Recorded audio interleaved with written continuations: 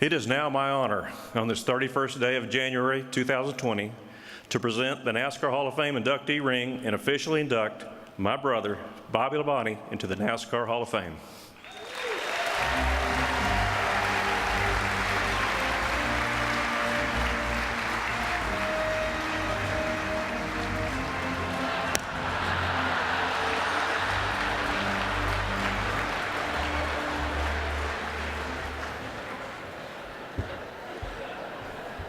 You did not see that.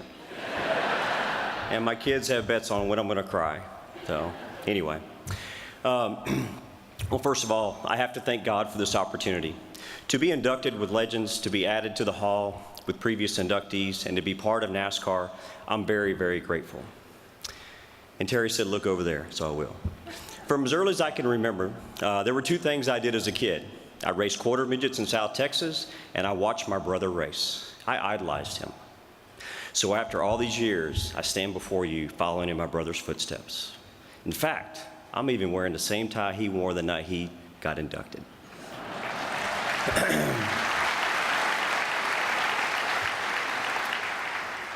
Terry, you've helped me so much throughout my career.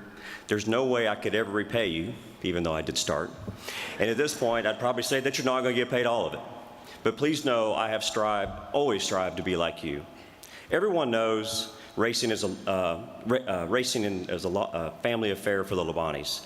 So as a kid growing up, I would sometimes get scared at night and sneak into my parents' room and hide under the bed. And that's also where my dad hid his new camshafts.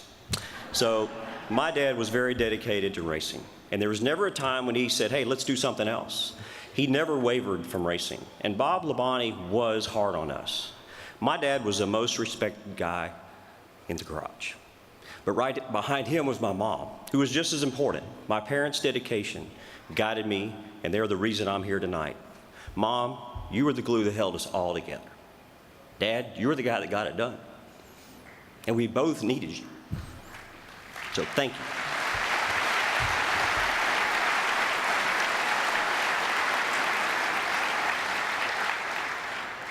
In 1978, when Terry and Kim were newlyweds, I somehow convinced them to let me hang out with them for the summer in North Carolina.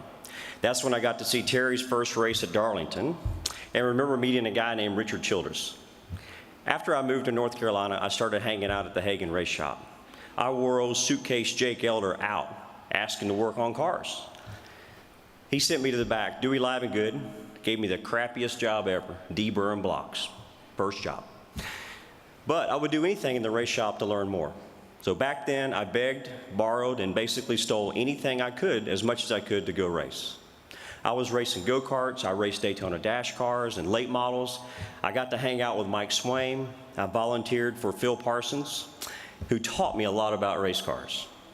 In 1983, when Dale Inman was hired, I was part of the pit crew and loved working at the race shop. I still swept the floor, but being around Pete Wright, Steve Meal, Eddie Dickerson, Gary DeHart, and many others taught me so much. In 1984, we won the NASCAR championship and celebrated in New York City. As a 20-year-old in the sport that I love, it was NASCAR. That was something I'll never forget. When my brother started driving for Junior Johnson, that meant I got fired from my job at Hagen, which is a real defining point in my life. I had to figure out, what am I going to do? So I figured, well, hell, I might as well just race. So I went to work for Jay Hedgecock, building race cars so I can race on the weekends. With my brother's advice, me and my dad working together, we won the late model championship in 1987. But it still wasn't easy.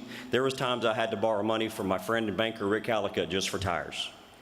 My Busch Grand National days were also memorable, winning the championship as a family team in 1991 and as car owner with David Green in 1994, alongside competitors Kenny Wallace, Ricky Craven, and many others.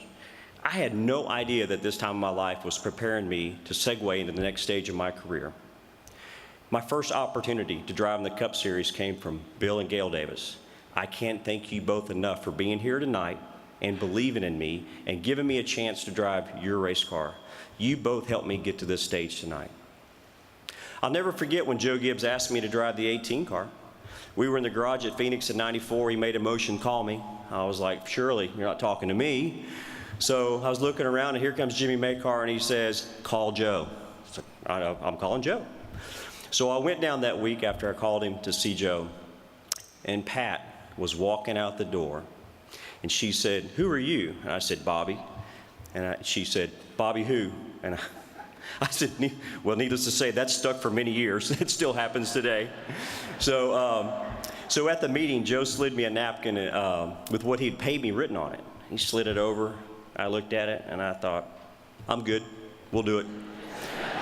I said, okay. So my first year with Coach, I was diagnosed with Graves' disease and broke my scapula at Darlington. But with Jimmy Maycar and engines from Rick Hendrick, I won my first race, the Coca-Cola 600, and we won 2 more times that year. Working with Jimmy was so natural because we did speak the same language. It was like, hey, do you like beer? Yeah, so do I. All right, let's have one. We became joined at the hip. Sorry, Coach. Jimmy, everything you said, I believed. We were all in it together. We've been fishing together. Our kids grew up together. We transitioned to wine together. We made so many great memories. And we've had a lot of fun. And Jimmy, you've been instrumental in my life. My time at Joe Gibbs Racing included a lot of great sponsors, but especially Interstate Batteries, old Norm Miller. Norm was Interstate Batteries. Our partnership with them made me a household name. Norm, you're dynamite, loving, and I appreciate you so, so much. At Joe Gibbs Racing, we got 21 wins, reached the pinnacle of the sport in 2000 together. But I remember calling Coach the day after we won the championship saying, I thought there'd be more to this. And just as he had done so many times before, he taught me another life lesson. He reminded me, it's not about the win or the title, it's the journey and the experiences to get there. Coach, as I think about my path to this stage, working with you is the most rewarding part of my professional career. But personally, you impacted me more than any championship ever could. Simply put, you're the best.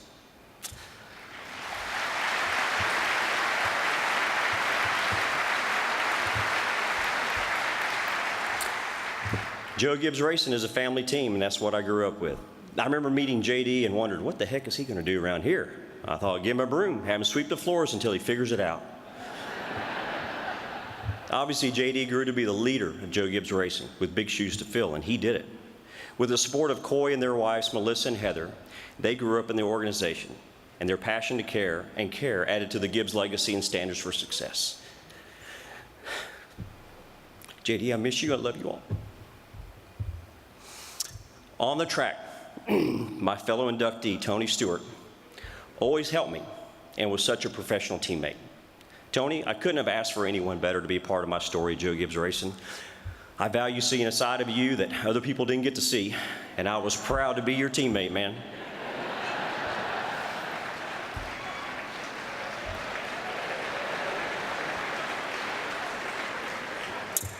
And to all the employees and families at Joe Gibbs Racing, thank you for your friendship, hard work, and dedication. We put a period on 2000 with winning, especially beating the best drivers on the track. As good as it was for me and my team, those years were especially hard. 2001 were tough times for my NASCAR family. And family has always been important to me. My whole life, my family and racing have been intertwined. Even before the start of my career, Donna's support, her raising our children, Tyler and Madison, keeping life normal at home was a sacrifice for a family that I'm deeply thankful for. Tyler and Madison, I'm so proud of the adults you've become. Seeing you grow up has been the highlight of my life. You two have made me better, and this achievement is special. But with you, it's meaningful and represents everything we did to get here. I love you both.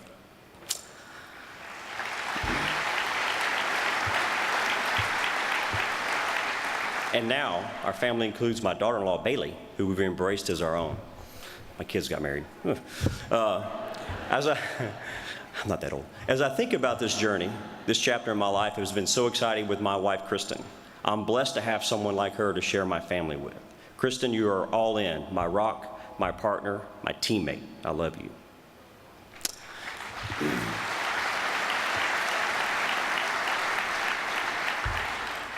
I'm here tonight with a collection of life experiences and people who have influenced how I am. I want to thank Fox for allowing me to be part of the sport today. Thank you to the many car owners I had the privilege to drive for, and the awesome NASCAR fans. And I must thank the France family and NASCAR, because as far back as I can remember, I wanted to race in NASCAR. I didn't want to race to be in the Hall of Fame, I just wanted to race. And my racing journey isn't over yet. It's in my blood. because I know the importance of being a kid on the track and being inspired, setting goals, working hard, and chasing my dream. I've invited 2 quarter midget champions from Salisbury here tonight. That's how I got started racing, and I hope they can see themselves standing here one day too. The journey's been great, and I'm so thankful for the support of my family and friends along the way. It's incredible to know so many people were invested in my lifelong dream. And I got to go behind Joe Gibbs. Finally, I got one last word in. Behind you. Thank you very much.